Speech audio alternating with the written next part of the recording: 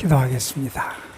아버지 하나님, 무더위 가운데도 저희들을 예배의 자리에 불러주시고 하나님을 만나고 하나님 앞에 정성과 사랑을 드리며 우리의 믿음을 고백하는 거룩한 자리로 우리를 이끌어 주심에 감사를 드립니다.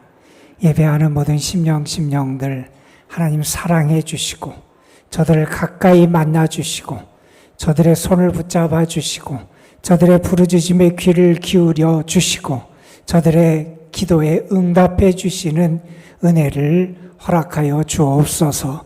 무더위가 계속되고 있습니다. 우리 연로하신 분들, 연약한 분들, 병중에 있고 또 회복 가운데 있는 사랑하는 주의 자녀들, 하나님 어려움 당하지 않도록 붙잡아 주시옵시고 육신적인 강건함도 주시고 영적인 평안함도 주시고 하나님의 은혜로 하나님의 사람들을 하나님 보호하시고 지키시고 인도하여 주옵소서. 아버지 하나님, 또한 이렇게 여름 휴가를 맞아 출타 중인 성도들도 있고 또 해외에 근무하고 있는 사랑하는 주의 자녀들도 있고 군무에 고생하고 있는 주의 아들들도 있습니다. 어디에 있든지 하나님께서 눈동자같이 주의 자녀들을 보호하시고 인도하여 주옵시며 주의 사랑으로 저들을 이끌어 주옵소서. 오늘도 예배하는 모든 이들이 하나님만 바라보고 하나님만 의지하고 주님께만 소망을 둘 수 있도록 성령께서 역사하여 주옵소서. 하나님의 말씀을 전하고 듣습니다. 부족한 것을 주께서 가려주시고 하나님의 뜻만이 우리 가운데 온전히 선포될 수 있도록 성령으로 인도하여 주옵소서. 우리 구주 예수 그리스도의 이름으로 기도드리옵나이다. 아멘. 너무나 어처구니 없는 일이고 그래서 자주 인용되는 그런 예화 가운데 이러한 예화가 있습니다. 미국의 한 신문 재벌이 어떤 취미가 있었냐면 예술품을 수집하기를 좋아하는 취미를 가진 그런 분이 계셨어요. 그냥 보통 사람같이 수집하는 게 아니라 수집광이라고 불릴 만큼 자기가 갖기를 원하는 예술품은 꼭 가져야 되는, 그렇게 욕심과 집착을 했던 그러한 수집광인 분이 한 분 계셨는데, 한 번은 그분이 유럽 왕가에서 사용되는 도자기에 관심을 갖게 되고 그 중에 아주 귀하게 여겨지는 그 도자기에 대한 소문을 듣게 됩니다. 그의 마음속에 어떤 생각이냐면 내가 그 도자기를 꼭 가져야 되겠다라고 하는 그런 열망이 생기게 되고, 그래서 수소문을 합니다. 누가 그 도자기를 가지고 있나 이렇게 알아보니 이미 미국의 한 언론인 출신 사업가가 그 도자기를 가지고 있다라고 하는 정보를 입수하게 됩니다. 그 사람을 통해서 다시 한번 수소문을 해서 그 사람이 누군지 알아보고 그 사람에게 돈을 지불해서 그 도자기를 사고자 그렇게 시도를 하게 됩니다. 그런데 얼마 지나지 않아서 아주 어처구니 없는 황당한 소식을 듣게 됩니다. 그 도자기를 소유하고 있는 사람이 바로 자기 자신이다 하는 소리를 듣게 됩니다. 자기가 이미 오래전에 그 도자기를 사서 자기 집 보물창고 지하에 그렇게 놓고 있는데 자기 집에 그러한 도자기가 있는지도 모르고 그것을 구하기 위해서 그렇게 애썼던 모습을 나타내 보였던 거죠. 참 어처구니 없는 그러한 일이라고 말할 수 있을지 모르는데, 여러분 어쩌면 이러한 일이 우리들에게도 가끔씩 일어나고 있는 것 같습니다. 여러분 속에 있는 보물, 여러분이 기억하며 살아가고 있습니까? 하나님이 여러분에게 주신 은혜, 여러분이 그것을 잊지 않고 기억하며 살아가고 있습니까? 하나님이 여러분에게 베푸신 축복, 그것이 얼마나 소중하고 대단한 보물인지 그것을 매일매일 누리고 내 삶에 경험하면서도 그것을 잊어버리고 내가 그것을 누리고 있다는 사실도 알지 못하며 살아가는 게 혹시 우리의 모습은 아닌가 하는 겁니다. 여러분, 우리가 잊고 살아가는 것이 많이 있어요. 그것 가운데 하나가 하나님의 나라라는 겁니다. 여러분은 하나님의 나라의 사람임을 알고 계십니까? 여러분은 하나님의 나라의 사람으로 부름받은 사람임을 여러분은 알고 있습니까? 여러분은 이 세상에 살지만 이 세상의 시민권이 있는 게 아니라 여러분의 시민권은 하늘의 하나님의 나라에 있다는 사실을 여러분은 믿고 살아가고 있습니까? 아니면 여러분 세상의 나라, 세상의 행복에만 빠져서 하나님의 나라를 잊어버리고 하나님의 백성임을 잊어버리고 하나님의 나라에 속한 사람을 잊어버리고 살아가는 게 혹시 우리의 모습은 아닌지 모르겠습니다. 여러분, 오늘 말씀은 예수님께서 복음의 사역을 시작하시는 그 장면을 우리에게 소개해 주는 그런 말씀이지요. 예수님의 구원의 사역은 하나님의 복음을 선포하는 것으로 시작된다 하는 것을 오늘 본문은 우리에게 가르쳐 줍니다. 요한이 잡힌 후 예수께서 갈릴리에 오셔서 하나님의 복음을 전파하셨다.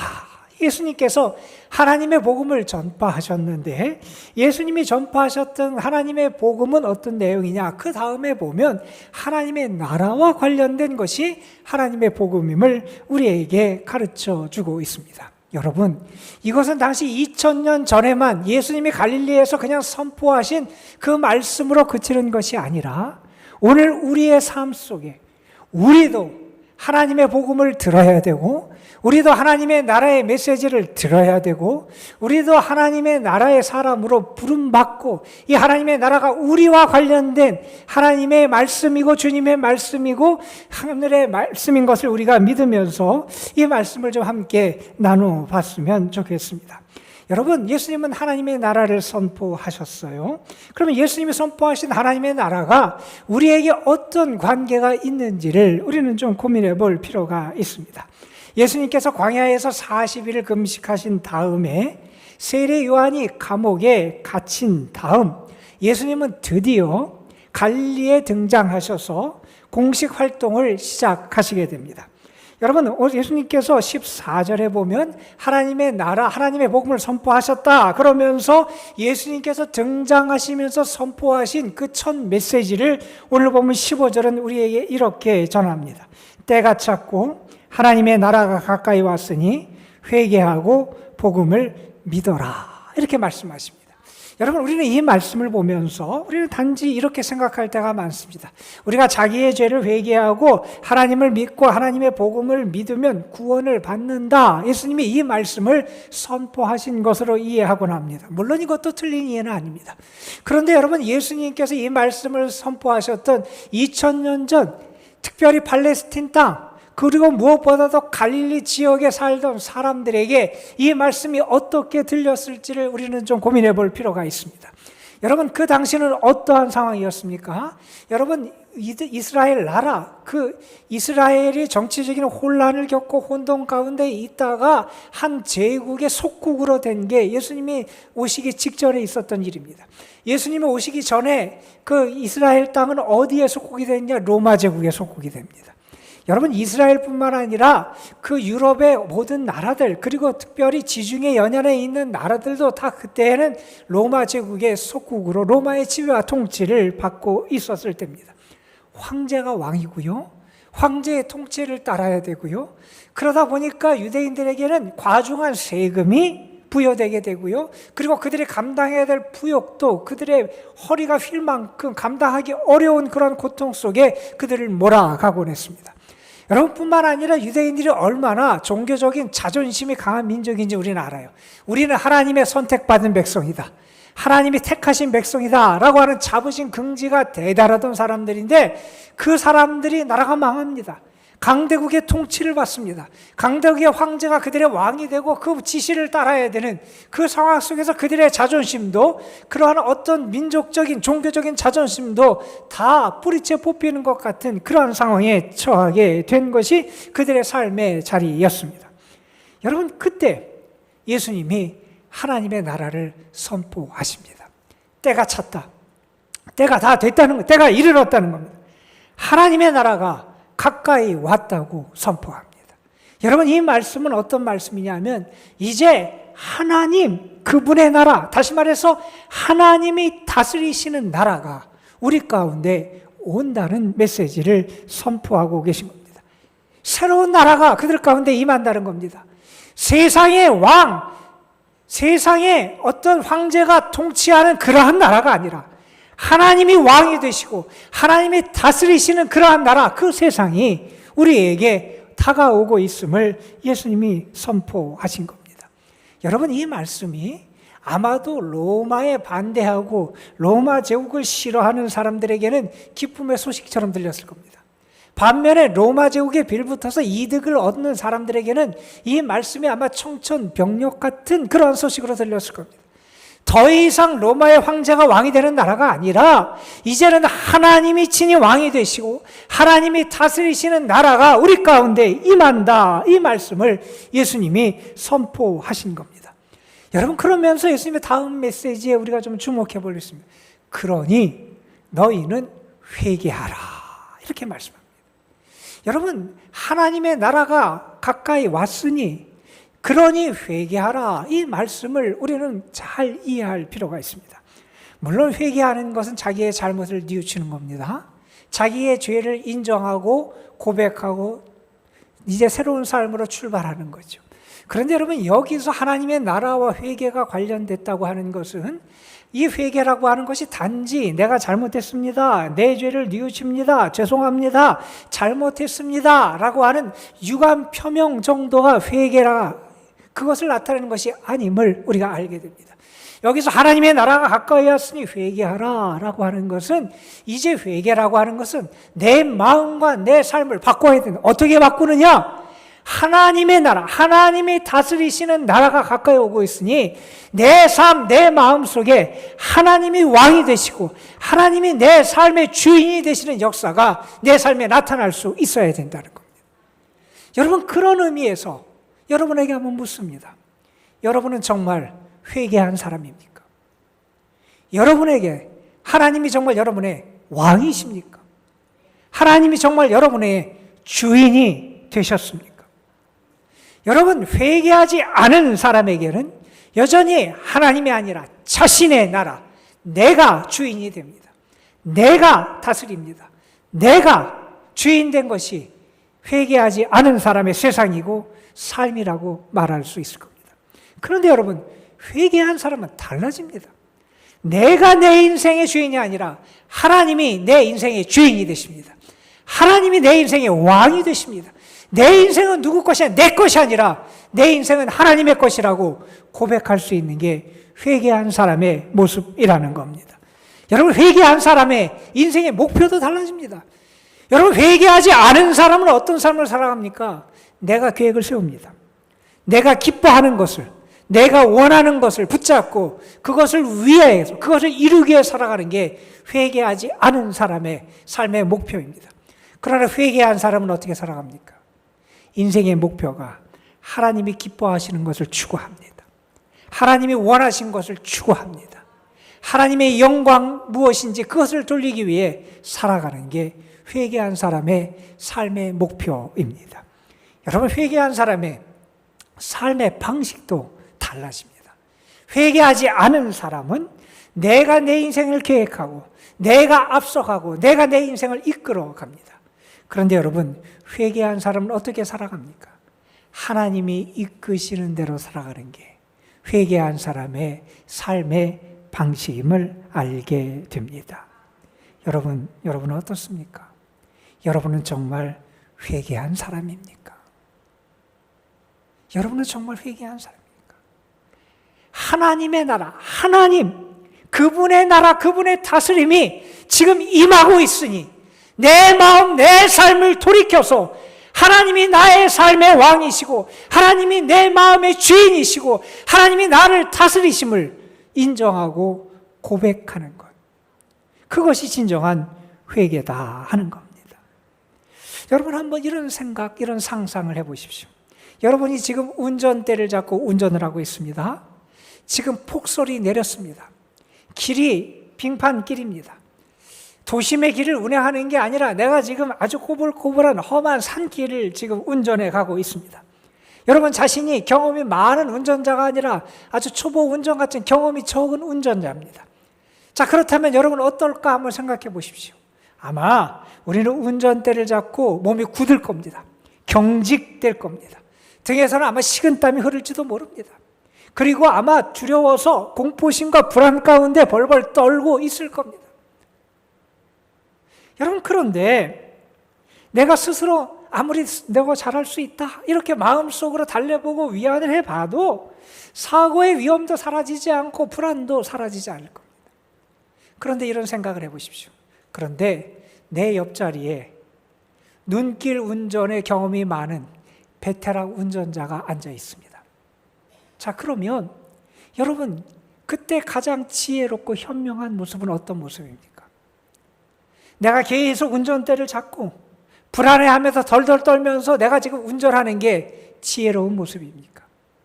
아니면 차를 멈추고 그분에게 운전대를 맡기고 내가 다른 자리에 올라타서 그분이 운전하는 차에 타고 함께 가는 게 지혜롭고 현명한 모습입니까? 그 대답은 분명할 겁니다. 그런데 여러분, 오늘날 많은 신앙인들이 어리석은 모습을 보여줍니다. 내 인생의 운전대를 내가 계속 잡고 있습니다. 그러면서 벌벌 떨고 살아갑니다. 주님은 그냥 조수석에 탄 분, 조력자로만 생각합니다. 내가 필요할 때 나를 좀 도와주고 운전은 내 마음대로 내 뜻대로 내 삶을 살아가는 게 자기의 인생이라고 그렇게 생각하며 살아갑니다. 여러분, 신앙의 본질은요, 하나님에게 내 인생의 운전대를 맡기는 게 신앙의 본질입니다.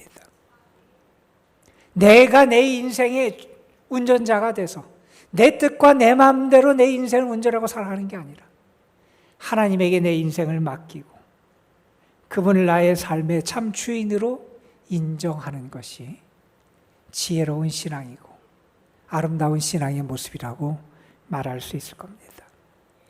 여러분에게 그러한 모습이 나타나고 있습니까? 독일의 한 신학자이고 영성가인 분이 재미있는 비유를 했어요.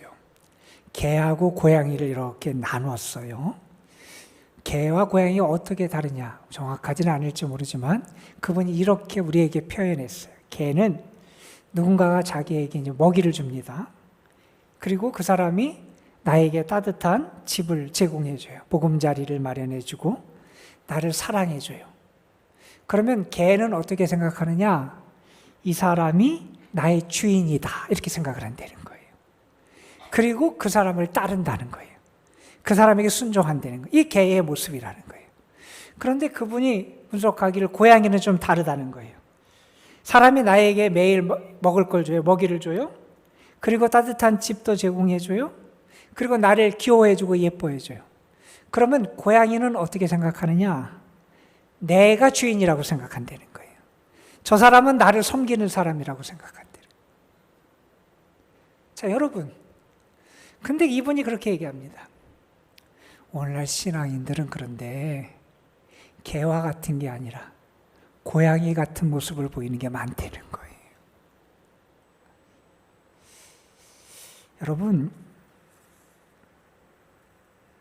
여러분 삶의 주인 행세를 하며 지금도 살고 있지 않습니까? 여러분 자신이 아니면 세상의 어떤 것이 세상의 물질이 여러분의 주인 노릇을 하고 있지는 않습니까? 지금 예수님 말씀합니다. 하나님 나라, 하나님 그분이 왕이 되는 나라, 그분이 다스리는 나라가 지금 오고 있다는 거예요. 그러니 그분이 나의 주인임을, 그분이 나를 다스리는 왕임을 인정하고 고백하고 그러한 삶의 모습을 너희가 보여줄 수 있어야 된다는 거예요. 저는 여러분에게 참된 여러분의 삶의 주인이 하나님이심을 고백할 수 있는 믿음이 있기를 간절히 소망합니다. 여러분의 삶 마음속에 정말 하나님 나라, 내 나라가 아니라 하나님의 나라가 이루어지고 구현되는 역사가 있기를 주님의 이름으로 축원합니다. 여러분 예수님께서 이렇게 하나님의 나라를 선포하기 시작하시면서 그 다음에 어떤 일을 행하셨는지를 오늘 말씀 16절 이하는 우리에게 전해줍니다. 예수님은 예수님을 따를 사람들, 다시 말해서 예수님의 제자들을 부르십니다. 직접 예수님께서 갈릴리 호수변을 거니시면서 자신과 함께 일할 예수님의 제자들을 부르시지요. 여러분 한번 생각해 보세요. 여러분이 좋은 계획을 가지고 있어요. 아주 원대한 꿈, 멋진 비전을 가지고 있어요. 그 일을 함께 할 동료들을 여러분 지금 모집하고 뽑는 거예요. 자, 그러면 여러분 같으면 어떤 사람을 모집하고 어떤 사람과 함께 일하기를 원하시겠습니까? 아마 우리 대부분 그럴 겁니다. 아니, 세상은 다 그렇습니다. 능력이 있는 사람을 원할 겁니다. 지식이 있는 사람, 혹은 총명한 사람, 혹은 어떤 면에서 무예가 출중하든지 무엇에 출중한 사람, 아니면 조직 관리를 잘 능수능란하게 할 수 있는 사람, 풍부한 자금력을 가진 사람, 아니면 좋은 인맥을 가진 사람, 우리는 어쨌든지 그러한 사람들을 모아서 그런 사람들과 함께 내 비전을 이루기를 원할 겁니다. 그런데 여러분, 예수님이 뽑으시고 함께 부르신, 예수님과 함께 하나님 나라의 운동을 하기 위해서 모으신 사람들의 면면을 보면 부르시는 예수님이 좀 이상하게 보입니다. 예수님은 좀 엉뚱한 사람들을 고르시기 시작합니다. 여러분, 오늘 말씀 16절 이하에 보면 그 당시 예수님이 처음에 부르셨던 네 사람의 예수님의 제자가 등장합니다. 베드로, 안드레, 야고보와 요한. 그들은 갈릴리 호수에서 물고기를 잡던 어부들이었고 또 둘씩 형제로 살아가던 그런 사람들이었음을 우리는 잘 압니다. 여러분, 그들은 지식적인 측면에서 그 가문에서 혹은 학식, 지식에 있어서 결코 뛰어난 사람들이 아니었습니다. 그런데 여러분, 예수님은 그러한 사람들을 인정하시고 부르셨다는 거예요. 여러분, 우리가 하나님 앞에 감사하고 하나님의 은혜를 기뻐하고 찬양해야 될 이유 가운데 하나도 바로 그겁니다. 여러분, 하나님이 우리를 부르셨어요. 바울이 고린도전서 1장에서 얘기했듯이 너희의 부르심을 보내는 거예요. 너희 가운데 문벌 좋은 자가 어디 있고 학식 있는 사람이 어디 있고 능력이 뛰어난 사람이 어디 있느냐? 그런데 너희가 하나님의 부르심을 받았다는 거예요. 여러분, 우리도 그렇습니다. 우리도 사실 아무것도 아닌데, 내세울 것이 아무것도 없는데 주님은 그러한 우리를 부르시고 그러한 우리와 함께 하시고 그러한 우리를 통해서 하나님의 역사를 이루어 가신다는 사실입니다. 여러분, 그런 일이 있었어요. 미국의 한 아동 심리학자가 한 프로젝트를 행하게 됐는데 어떤 프로젝트였냐 하면 심하게 집에서 학대를 받거나 보호자로부터 방임돼서 마음이 다친 아이들, 그런 아이들을 치유하는 프로젝트를 진행하게 됐어요. 근데 그 보고서 가운데 한 아이에 대한 기록이 있습니다. 그 아이는 그 마음속에 분노가 가득 차 있었다 그래요. 그래서 다른 사람과 대화도 안 하려고 그러고요. 아주 폭력적이었대요. 물건을 집어던지고 아니면 뭐를 깨부시고 그런 아이였다 그래요. 그런데 이분이 그 아이를 치유하는 과정 속에 어떻게 임했냐면 이렇게 임했다고 기록합니다. 그 아이에게 잔소리를 안 했대요. 훈계를 안 했대요. 이러면 되냐 어떠냐 뭐 이러면서 훈계하는 걸 안 했다 그럽니다. 그 아이의 방에 들어갈 때마다 그런데 이 두 가지 행동을 했다는 거예요. 매번. 근데 그분이 했던 게 기록해 보니까 두 가지가 나와요. 하나는 뭐냐 하면 그 아이의 눈을 똑바로 쳐다보면서 아이한테 이 얘기를 매번 들려줬대요. 너는 존재 자체로 너무 소중하다. 너는 너의 존재 자체로 소중하다. 이 얘기를 들려주고 또 아이가 가만히 안 있었겠죠. 뭐 아우성치고 소리도 지르고 뭐 집어 던지기도 하고 막 그랬겠죠. 그런데 그 모든 것이 지난 다음에 그 아이를 꼭 안아주면서 그 아이를 끝까지 이렇게 따뜻하게 안아주고 했다는 거예요. 그렇게 시간이 지났어요. 몇 달이 지난 다음에 그 아이가 어느 날 눈물을 흘리고 마음의 문을 열더라는 거예요. 여러분, 세상은 그렇죠. 내가 잘해야 사람들이 너를 받아준다. 잘해야 칭찬한다. 네가 쓸모가 있어야 사람들이 너를 받아주고 인정한다. 이렇게 말하는 세상이었는데 그런 세상에서 조건 없이 그 아이를 받아주고 사랑해주고 조건 없이 그 아이에게 가치 있다고 말해주는 그 모습의 이 아이가 마음의 문이 열리게 됐던 거죠. 여러분, 우리가 얼마나 유능한가, 얼마나 우리가 큰 성과를 내는가로 우리의 가치를 증명하고자 합니다. 그런데 하나님은 우리의 능력을 보시고 우리의 실적을 보시고 우리를 인정하고 사랑하시는 분이 우리 하나님이 아니시더라는 거예요. 하나님은요, 우리가 하나님의 자녀된 우리의 존재 자체를 보고 우리를 귀하게 여겨주시는 분이 우리 하나님이시라는 거예요. 여러분, 예수님이 제자들을 부르셨어요. 세상적인 조건, 자격에서는 미달이에요. 그런데 그런 사람들을 부르셔서 하나님의 역사를 함께 이루어 가신 게 예수님의 모습이었다 하는 겁니다. 여러분, 그런데 우리가 이 말씀을 보면 이러한 사람들을 선택하시는 예수님도 특이한데 그 예수님의 부르심에 반응하는 이 사람들의 반응도 평범하지는 않다 하는 사실을 우리가 알게 됩니다. 예수님이 그들을 부르실 때 그들이 어떻게 합니까?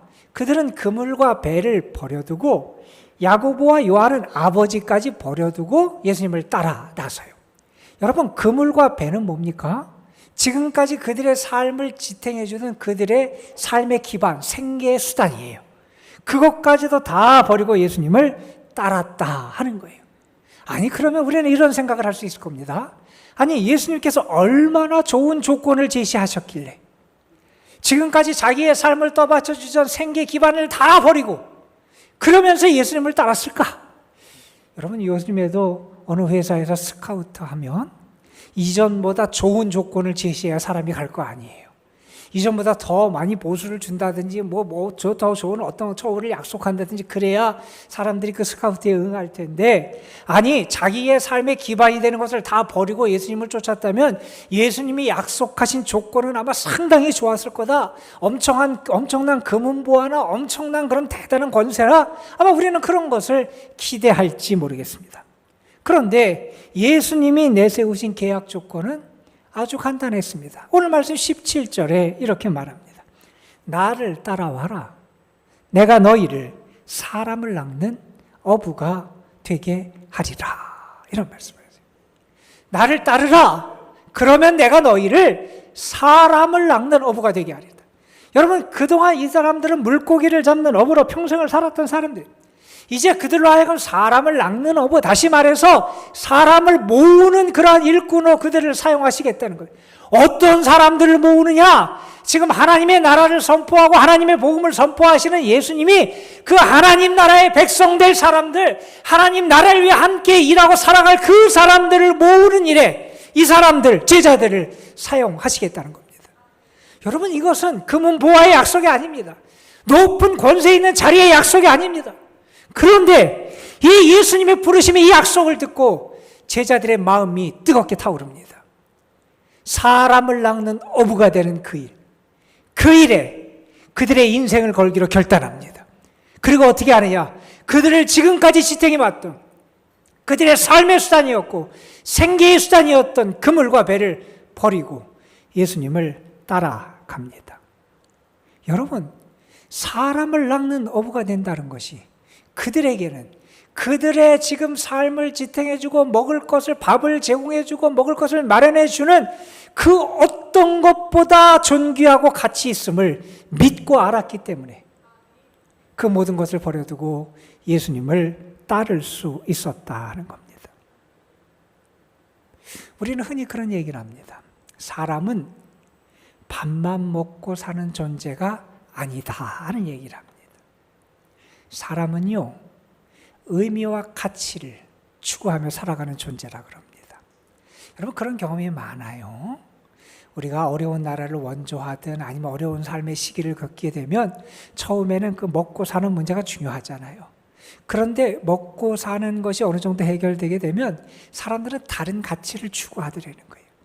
먹는 것만 가지고 밥만 추구하며 살아가는 게 인생이 아님을 우리가 알게 되는데, 제자들은 그들의 삶을 지탱하는, 밥을 얻게 하는 그것보다 더 소중한 가치, 더 그들의 삶에 의미 있는 것을 예수님의 부르심 안에서 발견했다는 거예요. 사람을 낚는 어부가 되는 것, 하나님의 나라의 삶을 선포하고 하나님의 나라의 백성들을 모으고 하나님의 나라를 위해 함께 일하는 사람들과 함께 살아가는 그것이 물고기를 잡고 살아가는 어부의 삶보다 더 가치 있고 의미 있고 소중하다는 것을 그들이 알고 발견하고 결단하게 되었다 하는 겁니다. 여러분은 어떻습니까? 여러분은 예수님 안에서 밥 이상의 가치를 발견하셨습니까? 여러분은 예수님을 따라 살아가는 그 삶 가운데 밥 먹고 사는 문제 그 이상의 의미와 가치를 여러분은 정말 예수님 안에서 발견하셨습니까? 나를 따르라. 내가 너희를 사람을 낚는 어부가 되게 하리라. 대단한 약속이 아니었어요, 세상에 볼 때는. 그런데 이 말씀이 제자들의 마음을 움직여서 그들의 모든 것을 버려두고 예수님을 따라서 새 인생을, 새 삶을 살아가도록 하는 그러한 뜨거운 불이 됐다는 겁니다. 여러분, 우리는요, 이 세상 사람들에게 단지 먹고 사는 밥 이상의 가치가 예수님 안에 있음을 보여줄 수 있어야 됩니다. 그런데요, 우리의 삶의 모습을 한번 잘 정직하게 돌아보면 우리는 먹고 사는 문제의 급급한 삶에서 벗어나지 못할 때가 많아요. 그거보다 더 소중한 가치, 그거보다 더 의미 있는 삶의 가치와 일을 신앙인이라고 그러면서도 찾지 못하고 살아갈 때가 많이 있다는 겁니다. 2009년에 독일에서 실제로 있었던 일이에요. 아돌프 메르클레라고 하는 우리식으로 얘기하면 대기업 회장이 자살을 했어요. 달려오는 열차에 몸을 던져서 처참하게 그의 인생을 마감했어요.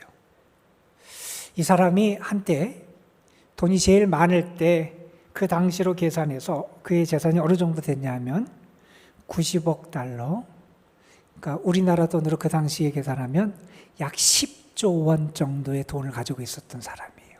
엄청나죠? 뭐 상상할 수 없는 금액이죠. 그런데 그런 분이 기차에 몸을 던져서 자기의 생을 마감했어요. 어떤 일이 있었냐 하면 금융위기가 왔을 때 이 사람이 스왑 투자라는 게 있었나 봐요. 스왑 투자를 했는데 실패해서 많은 돈을 잃었어요. 우리가 볼 때는 엄청난 돈을 잃었는데 그 사람의 입장에서는 그렇게 엄청난 건 아니었어요. 왜냐하면 그 당시 계산해서 1조 원을 잃었어요. 뭐 1조 원이면 우리는 뭐 꿈도 꿀 수 없는 그러한 금액이라 그렇게 잃었으면 큰일 났다고 생각하지만 그 사람은 10조를 갖고 있던 사람인데, 근데 1조의 돈을 잃으면서 회사 경영권에 좀 위기가 찾아오게 됐어요. 자, 그런데 우리 같으면 그럴 거 아니에요. 여러분 10조 중에 1조를 잃어버리면 9조가 남았는데 뭘 걱정이야. 그런데 그런 일을 겪으면서 이분이 극심한 수치심과 절망감에 빠져들게 됩니다. 그리고 가족들에게 아주 짧은 유서를 남겼어요. 미안하다. 이 짧은 유서만 남기고 세상을 뜬 거예요. 여러분, 우리는 아마 이런 생각을 해볼 수 있을 것 같아요. 아마 이런 짐작을 할 수 있을 것 같아요. 그분에게는 그분의 삶의 가치와 의미가 어디에 있었냐? 그분의 재산, 달리 말하면 그분의 성공에 있었던 것 같아요. 그런데 실패하고 그것을 잃어버리게 되니까, 뭐 다 잃은 것은 물론 아닌데도, 그럼에도 불구하고 그것을 견디지 못하고 자기의 삶을 스스로 마감하고 만 거죠.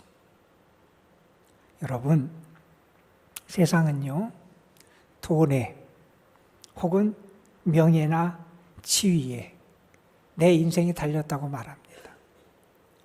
세상은 나를 뭐로 정의하느냐? 그 사람이 가진 돈, 그 사람이 가진 지위, 그 사람이 누리는 명예, 이걸 가지고 그 사람을 정의하고 평가합니다. 그런데 여러분, 그런 세상적 가치에 우리의 인생의 뿌리를 두게 되면 그런 것이 흔들릴 때 우리의 인생도 무너지고 만다는 겁니다. 여러분이 정말 주님 안에서 진정한 삶의 의미를 발견하고 있습니까? 여러분의 삶의 의미를 주고 가치 있는 그 삶의 길을 예수님 안에서 만났습니까? 우리 교회 신앙인들의 중요한 사명이 있어요. 우리는요, 이 세상에서, 이 세상 사람들을 향해서 이 밥보다, 먹고 사는 것보다, 세상의 어떤 물질보다 더 가치 있고 소중한 것이 있음을 보여줄 수 있어야 됩니다. 그것을 위해서 살아가는 인생이 얼마나 가치 있고 의미 있는지를 보여줄 수 있어야 된다. 그런데 세상과 똑같은 수준에서 살아가고 있다면 어쩌면 우리는 아직 하나님의 나라의 백성이 아닐지도 모른다 하는 생각을 해볼 필요가 있을 겁니다. 여러분, 우리는요, 하나님의 나라의 사람으로 부름받은 사람들입니다. 여러분은 하나님의 나라의 백성이 될 준비가 되셨습니까? 하나님 나라, 하나님, 내 나라, 세상 나라, 물질 나라가 아니라 하나님의 나라입니다. 그러려면 우리의 삶의 주인을 진정으로 바꿔야 됩니다. 하나님을 여러분의 왕으로, 주인으로 고백하고 인정할 수 있게 되기를 주님의 이름으로 축원합니다. 그리고 여러분, 주님의 부르심을 따라 살아갈 때 예수 그리스도 안에서 참된 인생의 의미와 가치를 찾게 될 줄로 믿습니다. 주님 안에서 그러한 은혜를 경험하게 되는 여러분 되시기를 주의 이름으로 축원합니다. 우리 잠시 우리 찬양 한 곡 부르고 기도하는 시간 갖겠습니다. 우리가 잘 아는 찬양, 내가 주인 삼은 모든 것 내려놓고 내 주 대신 주 앞에 나가 내가 사랑했던 모든 것 내려놓고 주님만 사랑해. 우리 가사 생각하면서 함께 찬양하겠습니다.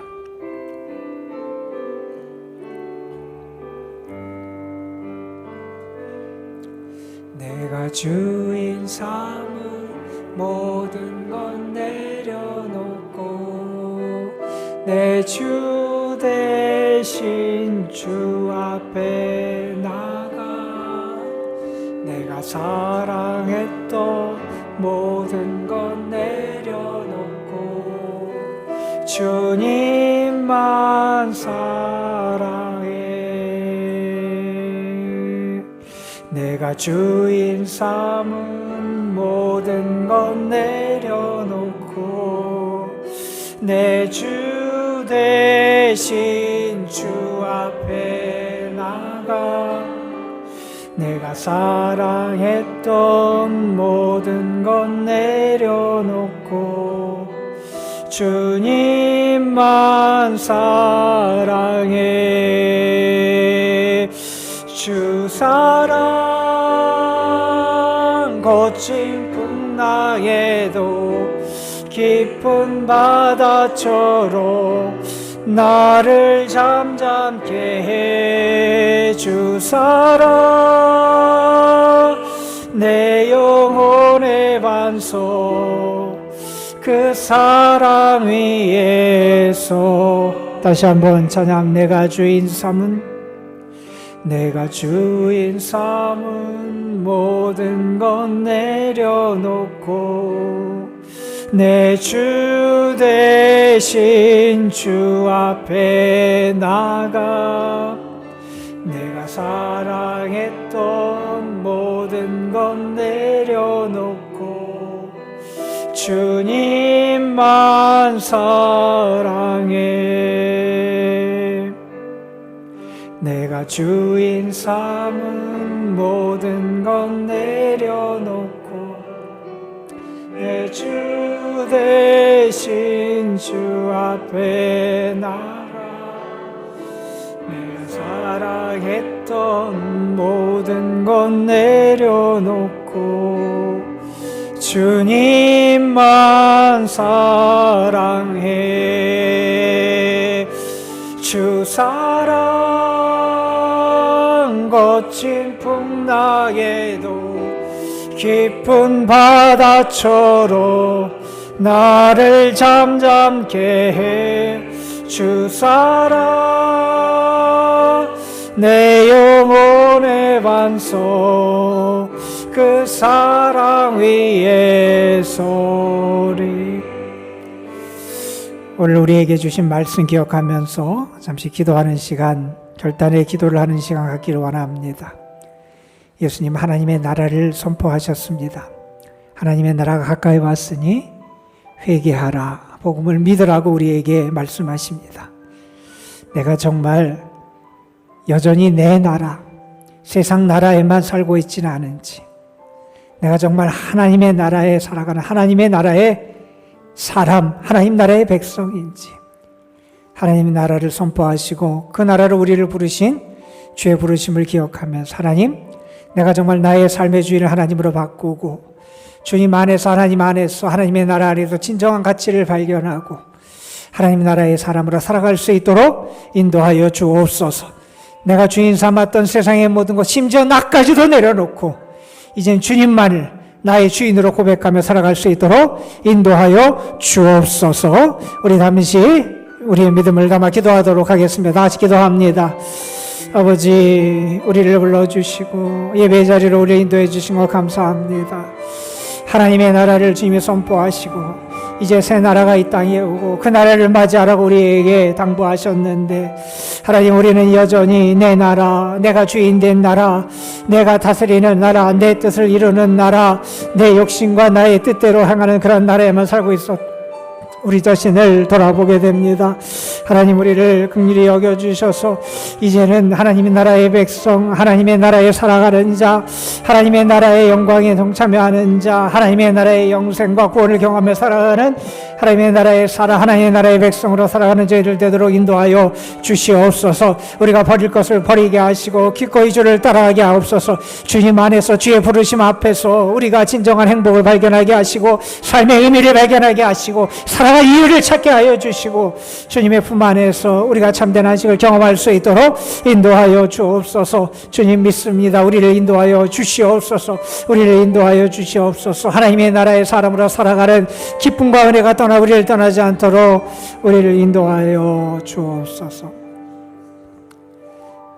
우리를 하나님의 나라의 사람으로 불러주시며 감사를 드립니다. 하나님, 이제 진정으로 회개하고 하나님을 나의 삶, 나의 마음에 참된 왕, 주인으로 모실 수 있는 저희들 되게 하여 주시고 우리의 삶을 통해서 하나님의 다스림을 받는 것이 얼마나 행복하고 아름다운 일인지를 이 세상에 드러낼 수 있게 하여 주시고 우리의 삶을 통해서 먹고 사는 그 삶보다 더 가치 있고 의미 있는 게 주님 안에 있음을, 하나님의 나라에 있음을 보여줄 수 있는 그런 삶을 살아가는 저희들 되게 하옵소서. 우리 구주 예수 그리스도의 이름으로 기도드리옵나이다. 아멘.